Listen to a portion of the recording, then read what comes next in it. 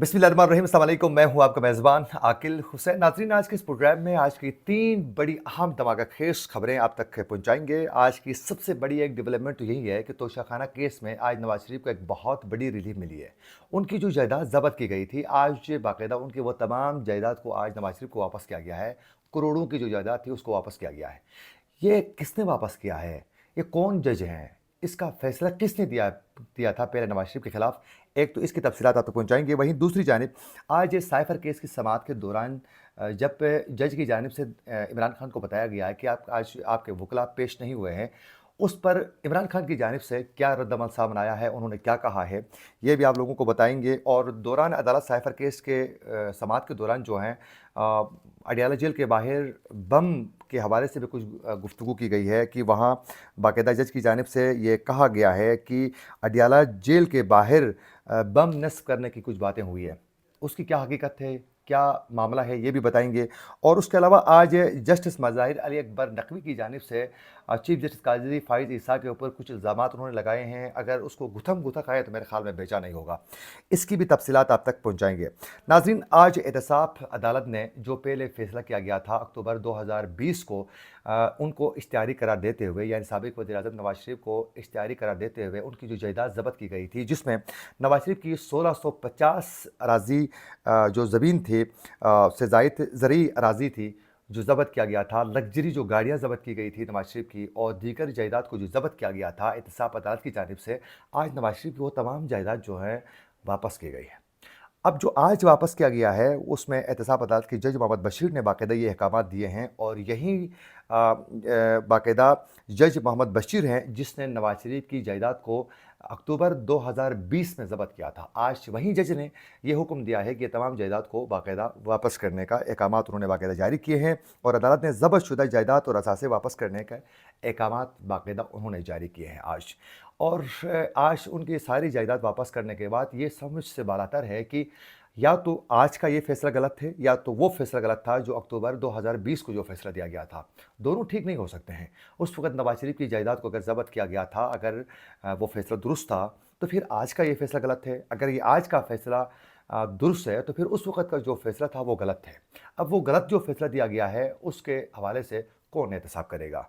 कौन उनसे पूछेगा कि ये फैसला आखिर किसने करवाया था उस वक़्त, और ये फैसला क्यों दिया गया था? उस फैसले की वजह से पाकिस्तान को कितना नुकसान हुआ, पाकिस्तान की जमहूरियत को जो नुकसान पहुंचा है, उस वक़्त के वज़ीर-ए-आज़म को हटाया गया, उस वक़्त के वज़ीर-ए-आज़म उसकी फैमिली को तंग किया गया और उनको निशान इबरत बनाने की कोशिश की गई।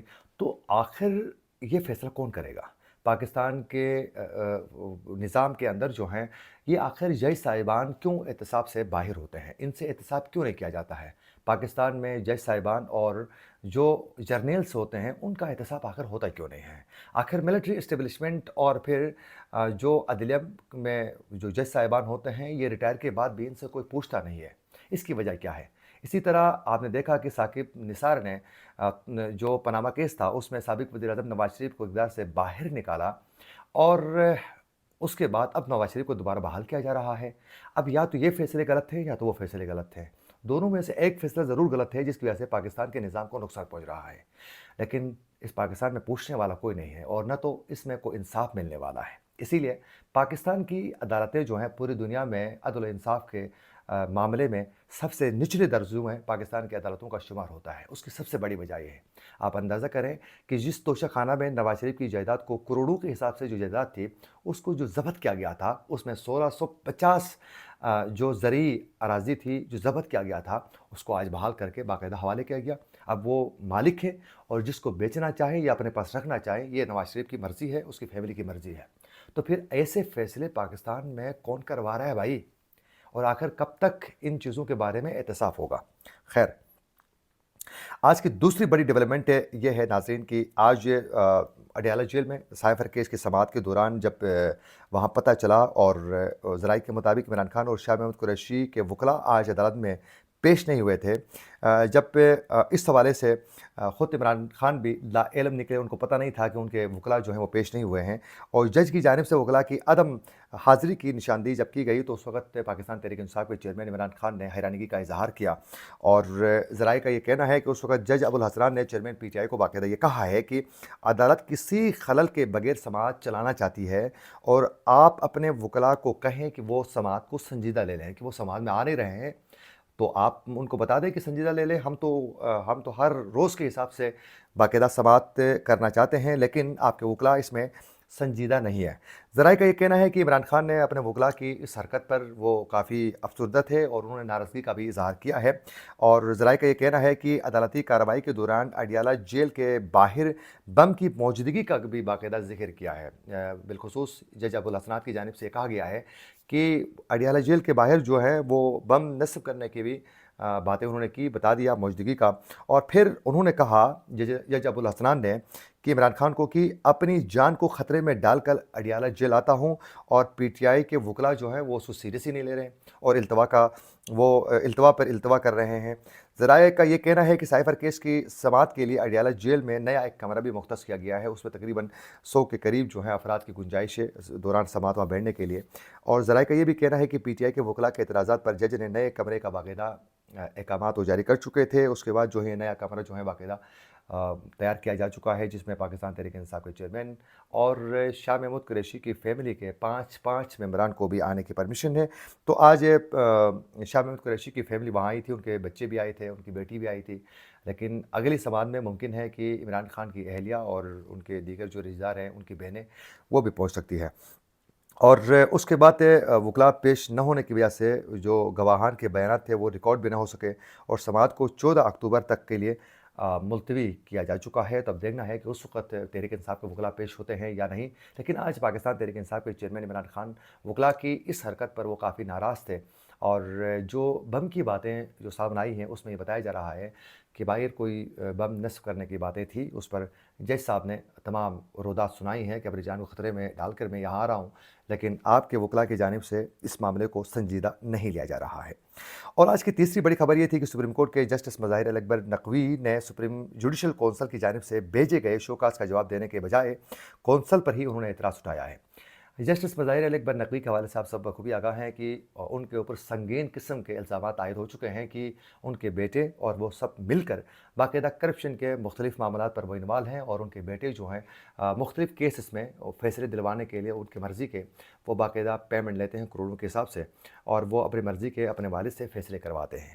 اور اس کے علاوہ سابق وزیر اعلیٰ پنجاب پرویز الہی کے ساتھ بھی جسٹس مظاہر علی اکبر نقوی کے کچھ تعلقات کے حوالے سے بھی باتیں سامنے آئی تھی کہ وہ ذکر کر رہے تھے، جو آڈیو ریکارڈنگ جو منظروں پر آئی تھی اس میں، کہ پرویز الہی کا یہ کہنا تھا کہ یہ جو کیس ہے اس کو مظاہر علی اکبر نقوی کی عدالت میں لگایا جائے، بتا دیں۔ تو یہ ویڈیو جب آڈیو لیکس ہونے کے بعد جو ہے ان کے خلاف باقاعدہ ایک مومنٹم جو ہے وہ تیار کیا گیا، اور باقاعدہ سپریم جوڈیشل کونسل کے اجلاس میں آج یہ ان کو شوکاز ملے تھے، اس پر انہوں نے خود جو ہیں وہ اعتراضات اٹھانا شروع کیا ہے، اور چیف جسٹس قاضی فائز عیسیٰ کی سربراہی میں 27 اکتوبر کو ہونے والے سپریم جوڈیشل کونسل کے اجلاس میں جسٹس مظاہر علی اکبر نقوی کے خلاف ریفرنس پر انہیں شوکاز جاری کرتے ہوئے 10 نومبر تک جواب طلب کیا تھا، لیکن ذرائع کا یہ کہنا ہے کہ جسٹس مظاہر علی اکبر نقوی نے سپریم جوڈیشل کونسل کے شوکاز کا جواب دینے کے بجائے کونسل کی تشکیل پر ہی انہوں نے اعتراضات اٹھائے ہیں، یعنی انہوں نے اس کو تسلیم کرنے کے لیے تیار ہی نہیں ہے۔ اور ذرائع کے مطابق جسٹس مظاہر علی اکبر نقوی نے جسٹس قاضی فائز عیسیٰ، سردار طارق اور جسٹس نعیم اختر افغان پر اعتراض اٹھایا ہے، اور ذرائع کے مطابق جسٹس مظاہر علی اکبر نقوی نے سپریم جوڈیشل کونسل میں دائر ریفرنس اور شوکاز کا تمام ریکارڈ بھی مانگ لیا ہے۔ ذرائع کے مطابق جسٹس مظاہر علی اکبر نقوی کا کہنا ہے کہ سپریم جوڈیشل کونسل میں شامل ممبران میرے بارے میں جانبدار ہیں، یعنی وہ میرے بارے میں اچھا نریٹو نہیں رکھتے ہیں، اچھی سوچ نہیں ہے ان کی، وہ میرے بارے میں فیصلہ درست اور عدل و انصاف سے کرنا نہیں چاہتے ہیں۔ اور justice Qazi Faez Isa, justice Naeem Akhtar Afghan audio leaks inquiry commission کا حصہ ہیں۔ آڈیو لیکس انکوائری کمیشن کے ممبران کو میرے خلاف جوڈیشل کمیشن کا حصہ نہیں ہونا چاہیے، انصاف کے تقاضوں کو مد نظر رکھنا چاہیے، اور chief justice Qazi Faez Isa, justice نعیم افغان میرے خلاف کونسل کا حصہ نہیں ہونا چاہیے۔ جسٹس مظاہر علی اکبر نقوی کا یہ کہنا ہے کہ جانبدار سپریم جوڈیشل کونسل کا جاری کردہ اظہار رجوع کا نوٹس بھی جانبدار ہے، جس کا جواب نہیں دے سکتا ہوں، اور سپریم جوڈیشل کونسل کی اکثریت سے صرف حتمی رائے صدر مملکت کو بھجوا سکتی ہے۔ جج کے خلاف سپریم جوڈیشل کونسل کی کارروائی صرف اتفاق رائے سے ہی ممکن ہے۔ یوں آج انہوں نے یہ اعتراضات اٹھائے ہیں، اعتراضات اٹھانے کے بعد تقریباً اس میں 10 شکایات انہوں نے اس میں عائد کیے ہیں، اور اس پر انہوں نے کہا ہے کہ جو میرے خلاف جو الزامات لگائے جا چکے ہیں وہ غیر سنجیدہ ہیں، جس پر کسی صورت جو ہیں وہ میں تسلیم کرنے کے لیے تیار نہیں ہوں۔ اب ان کے جو الزامات لگ چکے ہیں، اس میں اگر باقاعدہ احتساب کیا جاتا ہے تو ایک تو ان کو سپریم کورٹ سے ہٹایا جا سکتا ہے، ایک تو یہ خدشے کا اظہار کیا جا رہا ہے، کیونکہ جو ان کے اوپر جو الزامات لگے ہیں وہ بڑے سنجیدہ الزامات ہیں، اور بہت سے شواہد سامنے آ چکے ہیں۔ ان کی بیٹے کی کچھ آڈیو سامنے آئی، اس میں بھی آپ نے دیکھا کہ وہ بڑے مطلب بنداس طریقے سے انہوں نے ایک مخصوص بندے کو نوازنے کی باتیں وہ کر رہے ہیں۔ تو ایک تو ان کو سپریم کورٹ سے ہٹایا جا سکتا ہے، دوسرا ان کو ڈسمس بھی کیا جا سکتا ہے۔ یہ دو بڑے معاملات ہیں۔ اس کے علاوہ یہ ہے کہ یہ اپیل بھی کر سکتے ہیں۔ اس سے پہلے بھی کئی جج صاحبان کے خلاف، جس میں چیف جسٹس قاضی فائز عیسیٰ خود ہیں، جب ان کے اوپر بھی الزامات لگائے گئے تو انہوں نے باقاعدہ اپیل کیا تھا، اور اپیل میں ان کو ریلیف مل گئی تھی۔ تو اسی طرح سابقہ چیف جسٹس افتخار چودھری کے خلاف بھی جو معاملہ کھڑا ہوتا اس نے بھی باقاعدہ اپیل کیا تھا، تو یہ بھی اپیل ضرور کر سکتے ہیں۔